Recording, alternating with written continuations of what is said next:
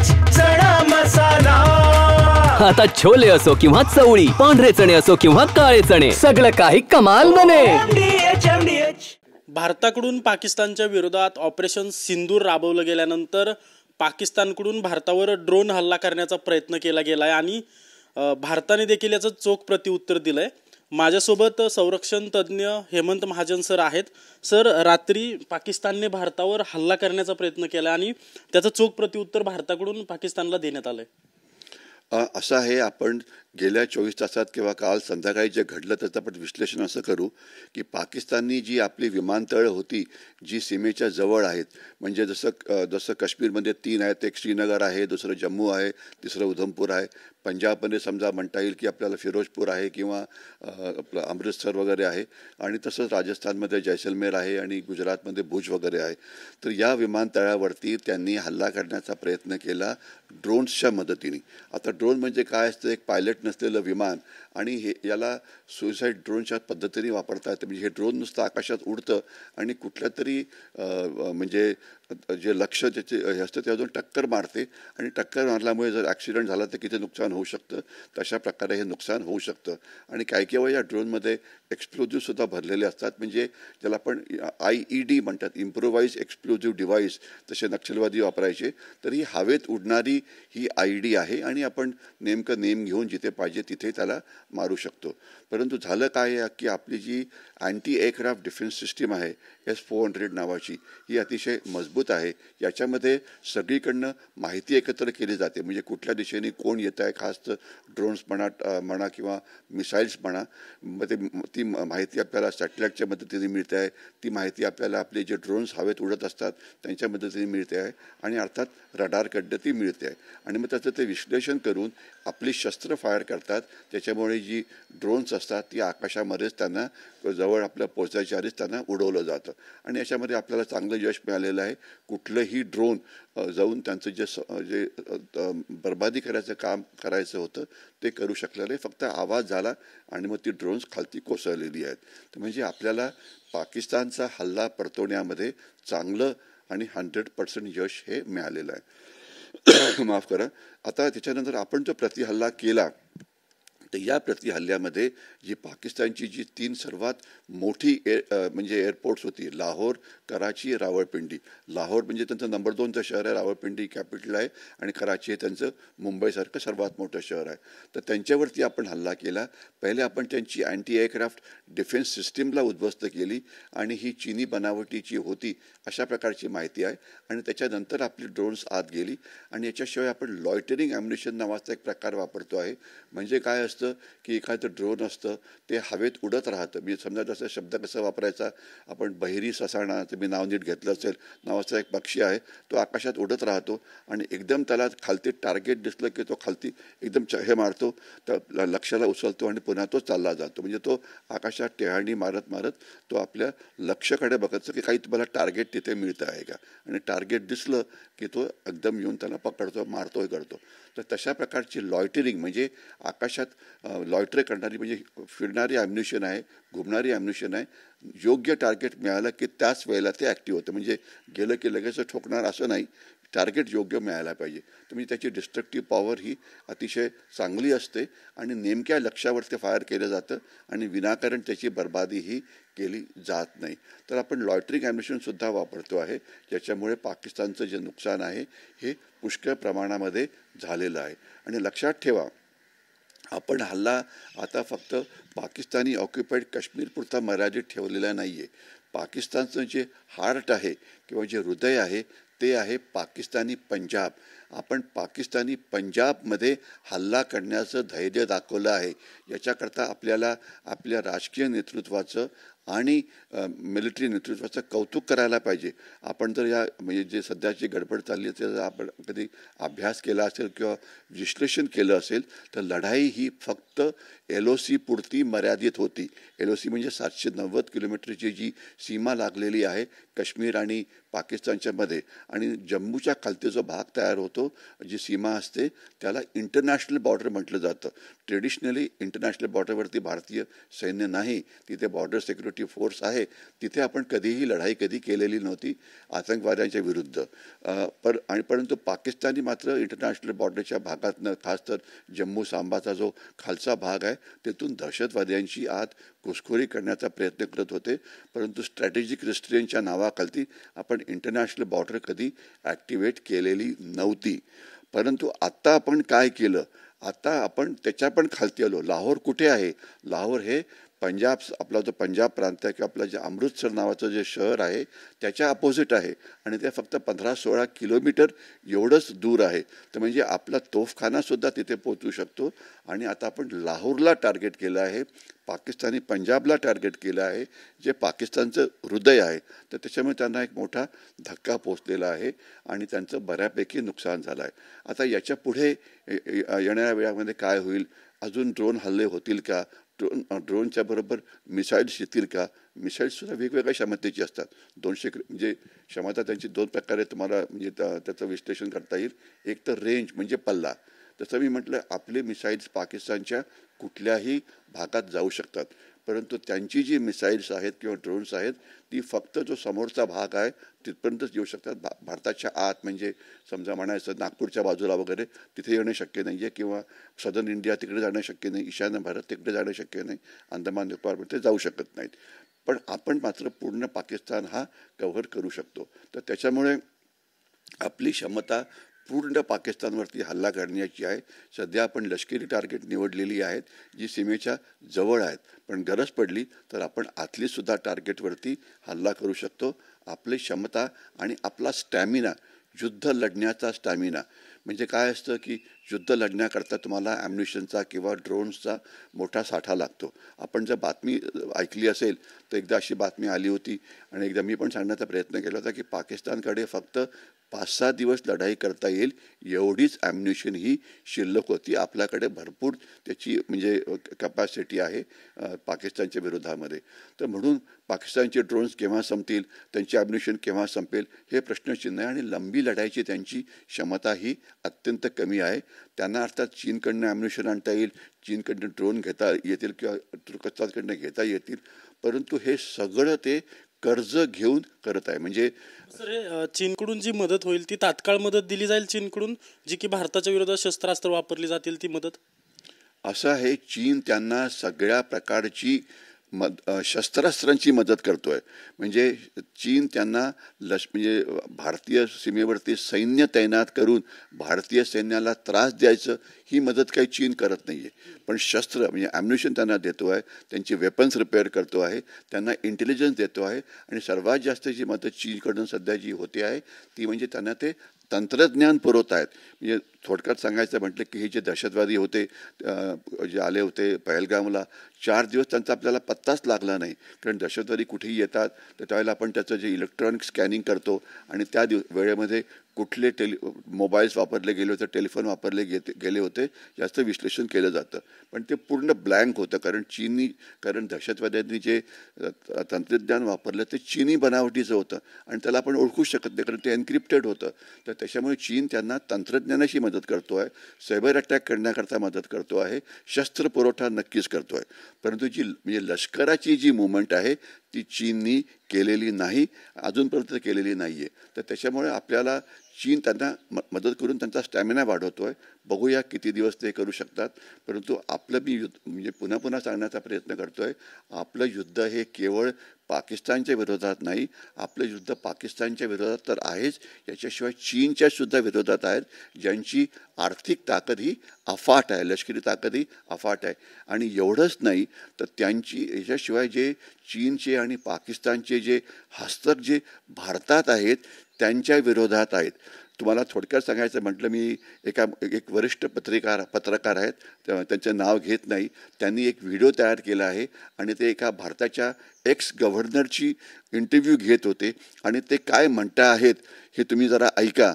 ते नाव घ्यायच्या लायकीचे नाही आहेत, परंतु ते अक्षरशः म्हणजे 100% देशद्रोही की त्यांचा म्हणण्याचा उद्देश काय होता, भारत जे करतो आहे म्हणजे भारतीय सैन्य इथे त्याचा काहीही परिणाम होत नाही, पाकिस्तान जे करतं आहे त्याच्यामुळे भारताचं मोठं नुकसान होतं आहे. हे प्रसिद्ध म्हणजे पत्रकार यूट्यूबवरती आहे बरं का, म्हणजे तर तुम्ही अशा अशा म्हणजे जे देशद्रोही माणसं आहेत यांच्यावरती सुद्धा बॉयकॉट घालायला पाहिजे. आणि इथे मला एक सांगता येईल की चीन चीन चीन चीन आपण बोलत राहतो, परंतु चीनच्या विरोधात आपण करायला काय पाहिजे. चीन शत्रू आहे नंबर 1चा. मी सगळ्यांना आपल्या ह्याच्यातून आव्हान करतो की चीनी मालावरती बहिष्कार घाला 100%. कुठलाही चीनी लॅपटॉप, कुठलाही चीनी मोबाईल, कुठलाही चीनी EV व्हेकल हे घेऊ नका. आणि दुसरं, आपल्याकडे जे चीनचे जे सर्वात मोठे समर्थक आहेत ते म्हणजे आपलं कॉर्पोरेट वर्ल्ड. अत्यंत मोठ्या प्रमाणामध्ये ते चीनी माल विकत घेतात. म्हणजे सरकारने प्रयत्न करूनसुद्धा चीनमधली होणारी आयात कमी व्हायच्याऐवजी वाढते आहे. तर हे कॉर्पोरेटवाले प्रॉफिट करतायत, जे चीनी माल विकत घेत आहेत त्यांच्यावरती सुद्धा सामाजिक बहिष्कार घालण्याची गरज आलेली आहे. त्यांना 100 वेळा म्हटलं आहे की चीनी मालाच्या ऐवजी तुम्ही ऑल्टरनेट सप्लाय चेन सुरू करा, तुम्हाला ते मिळू पण शकतं. फक्त प्रॉब्लेम एकच आहे की चीनी माल स्वस्त 15-20% किंमत त्याची स्वस्त असते, तेवढे तुम्हाला स्वस्त किंमत दुसरीकडे मिळणार नाही. भारतात बनवा किंवा तुम्ही हे करा. आणि जर गरज पडली तर तुमचा जर प्रॉफिट कमी झाला तर हरकत नाही, पण चीनला आपण जो धक्का आहे तो द्यायलाच पाहिजे, आर्थिक धक्का. कारण ज्यावेळेला आपण चीनी माल खरेदी करतो त्यांची आर्थिक ताकद अजून वाढते, त्याच्यामुळे त्यांची पाकिस्तानला मदत करण्याची क्षमता ही वाढते. आणि माझा शेवटचा जो एक मेसेज असेल भारतीय नागरिकांकरता, सारखी मला माहिती पाहिजे, हिंदी चॅनल हे म्हणत आहे, हा असं म्हणतो आहे, हल्ला झाला की नाही, त्या हल्ल्याची किंमत काय होती, ही जी भूक असते, मला काहीतरी सगळं कळायलाच पाहिजे, जगात सगळीकडे काय होतं ते कळायलाच पाहिजे, एवढी गरज नाही. लंबा श्वास घ्या, योगा करा आणि ज्या ज्या वेळेला फक्त ब्रीफिंग होईल समजा आपलं आर्मीचं तेवढंच फक्त ऐका. बाकी विनाकारण व्हॉट्सॲपवरती मेसेजेस पाठवू नका, सोशल मीडियावरती लक्ष ठेवू नका. आणि देशद्रोही अनेक लोक आहेत की जे प्रयत्न करतील की पाकिस्तानला यश मिळते आपल्याला मिळते, त्याच्यावरती विश्वास ठेवू नका. आणि 24 तास कॉमेंट्री असायलाच पाहिजे असं काही नाही. बाकी आपण आपलं काम करा. तर याच्यामध्ये 2 गोष्टी, कान आणि डोळे उघडे ठेवा. सोशल मीडियावरती जिथे जिथे भारत विरोधी मेसेजेस येतात त्याची लिंक तुम्ही आपल्या पोलिसांकडे पाठवा, ज्यामुळे यांनी ते भडकाऊ पोस्ट टाकलेले आहेत त्यांच्यावरती विरुद्ध कारवाई करता येईल. तो एक भाग झाला. आपल्या भागामध्ये डोळे आणि कान उघडे ठेवा. कोणी संशयास्पद माणसं आली, संशयास्पद म्हणजे इव्हेंट घडले तर त्याच्यावरती लक्ष ठेवून ती माहिती जी आहे ती आपण देऊ शकतो आपल्या पोलिसांना. आणि शेवटचा जो मुद्दा आहे, जे तुम्ही काम करता आहात ते करा, ज्याच्यामुळे भारताची जी एफिशियन्सी आहे ती प्रचंड वाढेल आणि भारताच्या अर्थव्यवस्थेचा वेग जो आहे तो वाढायलाच पाहिजे. म्हणजे थोडक्यात काय, कामाला जा, काम करा. एका बाजूला युद्ध चालू असलं तरी इतर भागातील लोकांनी आपलं काम चालू ठेवलं पाहिजे, आपले उद्योग चालू ठेवले पाहिजे. TV वरती सारखं माझा चेहरा बघायची काही गरज नाही आहे. मुकाट्याने काम करा, मुकाट्याने शब्द बरोबर नाही आहे, परंतु चांगलं पॉझिटिव्ह काम करा आणि अर्थव्यवस्था वाढवण्याचं काम करा. असं नाही की नुसतं आपलं बसायचं आरामात आणि फक्त TV समोर काय होतं बघायचं, एक दिवस सुट्टी घ्यायची, असं करू नका. अर्थव्यवस्थेचा वेग हा वाढायलाच पाहिजे. तसं झालं तर आपला जो स्टॅमिना आहे युद्ध करण्याचा तो वाढेल. आपण जास्त पैसे खर्च करू शकतो याच्यावरती. कारण बघा आता हे ड्रोन फायर झालं, यांची किंमत 5 कोटी, 10 कोटी, 15 कोटी एवढी असते. एका ड्रोनची किंमत डिपेंडिंग अपॉन ते काय असतं. आता हे कॅमिकाझे ड्रोन वापरत आहेत, हे भारतीय बनावटीचे ड्रोन आहेत, तर यांची किंमत ही 10-15 कोटीपासून 20, 25, 30 कोटी जातात. एकदम ड्रोनचं एक झुंड जाते. म्हणजे जसं मधमाशाचं पोळ शिवनेरीला ज्याला टुरिस्ट जातात त्याच्यावरती ते मधमाशा हल्ले करतात, एकदम 100, 200, 300चं हे येतं, तशा प्रकारचे ते ड्रोन 35, 30, 40 असे ड्रोन एकत्र जातात. आणि ते पाडले गेले की 35ला तुम्ही 10-20 कोटींनी गुणाकार करा तर तेवढे तुमचे ड्रोन गेले. म्हणजे असं एक असा एक रफ अंदाज आहे की सध्या जे युद्ध चाललं आहे याची कॉस्ट किती असावी. तर एक रफ अंदाज आहे. याच्यात म्हणजे पुष्कळ म्हणजे वेगवेगळे थोड्याशा चुका होऊ शकतात, पण ब्रॉडली पाकिस्तानवरती 4 अब्ज रुपये पाकिस्तानी रुपये एवढा खर्च रोजचा होत असावा. हा पाकिस्तानचा म्हणजे, आणि हा डायरेक्ट आणि पाकिस्तानी सैन्याचा एवढा खर्च होत आहे. हा खर्च कसला आहे, ते ड्रोन पाठवत आहेत, ते ॲम्युनिशन खर्च करत आहेत, त्यांची सैन्याची हरकत होते आहे, त्यांची विमानं आकाशात उडतात. म्हणजे तुम्हाला एका वाक्यात सांगायचं म्हटलं तर सध्या जे लाहोर एअरपोर्ट आहे, लाहोर एअरपोर्टवरती त्याचं रक्षण पाकिस्तान कसं करत आहे तर त्यांची विमानं हवेत, म्हणजे लढाऊ विमानं ही हवेतच आहे. आणि हवेत जर विमानं असतील तर तुमचं भयंकर खर्च होतो. म्हणजे एअरफोर्सचा जो अलर्ट असतो हा 3 प्रकारचा असतो. एक तर जी तुमची विमानं आहेत, लढाऊ विमानं, ती धावपट्टीवरती उभी आहेत, परंतु पायलट आराम करतोय. जर सायरन वाजला, विमानं भारताची येत आहेत, तर तो पळत जातो, विमानात बसतो आणि विमानाला टेक ऑफ करतो, जे माफ करा 10 मिनिटात होऊ शकतं. दुसऱ्या ह्याच्यामध्ये तो पायलट विमानामध्येच बसलेला असतो, फक्त इंजिन ऑन करायचं आणि टेक ऑफ करायचं, हे जास्त लवकर होतं. आणि तिसरं जे आहे ते विमान आकाशामध्ये घिरट्या घालत असतं. तर ते सर्वात जास्त तयारी असतात. पण त्याच्यामध्ये तुम्हाला खर्च प्रचंड होतो, पेट्रोलचा खर्च होतो, वैमानिक दमतो आणि विमानाचं आयुष्य कमी होतं. आणि त्याच्यामुळे पाकिस्तानच्या अर्थव्यवस्थेवरती हा मोठा परिणाम होतो आहे, हे आपल्याला थोडक्यात कळायला पाहिजे. तर म्हणून आपल्याला एका लंब्या युद्धाकरता तयारी ठेवावी लागेल. तर म्हणून किती हल्ल्याची तीव्रता वाढवायची, कुठलं शस्त्र वापरायचं, केव्हा वापरायचं, जास्त काळजी करू नये. आपण फक्त प्रश्न विचारा की मी काय करू शकतो. इकॉनॉमी एफिशियंट करा, चीनवरती बहिष्कार घाला, डोळे आणि कान उघडे ठेवा, अफवा पुढे पसरवू नका, सायबर जे हल्ले होतात त्याला बळी पडू नका. हे काम आपण रोजच्या जीवनात जे करतो ते करत राहावं आणि जी ड्युटी तुम्ही करता आहात ती करतच राहावी. रात्री जो पाकिस्तानकडून हल्ला करण्याचा प्रयत्न केलाय त्यामध्ये अमेरिकेचे जे बनावटीचं लढाऊ विमान आहे ते देखील भारताकडून पाडण्यात आले. मात्र भारताच्या विरुद्ध हे विमान वापरता येणार नव्हतं नियमांनुसार. ते भारताच्या विरुद्ध पाकिस्ताननं अमेरिका बनावटीचं विमान वापरलंय. तुमचा प्रश्न अतिशय चांगला आहे. कारण ज्यावेळेला अमेरिकेने पाकिस्तानला शस्त्र पुरवली त्यावेळेला त्यांनी भारताला आश्वासन दिलं होतं ही फक्त दहशतवादी विरोधी अभियानाकरता आहे. परंतु आता ही विमानं भारताच्या विरोधात वापरली जात आहेत. त्याच्यामुळे त्यांनी जो करार अमेरिकेशी केला होता तो करार जो आहे तो त्यांनी तोडलेला आहे. तर म्हणून अमेरिकेने नक्कीच त्यांच्यावरती आर्थिक कारवाई ही करायला पाहिजे. दुसरी गोष्ट लक्षात असावं की अमेरिकेने केलेलं काय आहे की ही विमानं ही फारशी अत्याधुनिक नाही, ही जवळजवळ 20-25 वर्ष जुनी एवढी विमानं आहेत. आणि त्याचं जे अत्याधुनिक जे ज्याला म्हणतात त्याचे जे एव्हिओनिक्स असतात ती त्यांना दिलेली नाही आहे. तर म्हणून म्हणजे आता पाकिस्तानच्या विमानांची जी क्षमता आहे लढण्याची ही अत्यंत कमी झालेली आहे. परंतु लक्षात ठेवा की ते गैरफायदा घेत आहेत, शस्त्रांचा माफ करा गैरवापर करता आहेत. आणि हे सगळं आपण पुन्हा आंतरराष्ट्रीय कम्युनिटीच्या समोर मांडायला पाहिजे. ज्याच्यामुळे पाकिस्तान जे चुकीची कामं करतो आहे ही माहिती युनायटेड नेशन्सच्या समोर मांडायला पाहिजे. ज्याच्यामुळे आपला उद्देश काय असावा, 2, एक तर पाकिस्तानला म्हणजे दहशतवादाला पुरस्कृत करणारा देश म्हणून युनायटेड नेशन्सनी त्यांना म्हणजे नॉमिनेट करायला पाहिजे, ज्यामुळे सगळं जग त्यांच्यावरती आर्थिक बहिष्कार घालेल.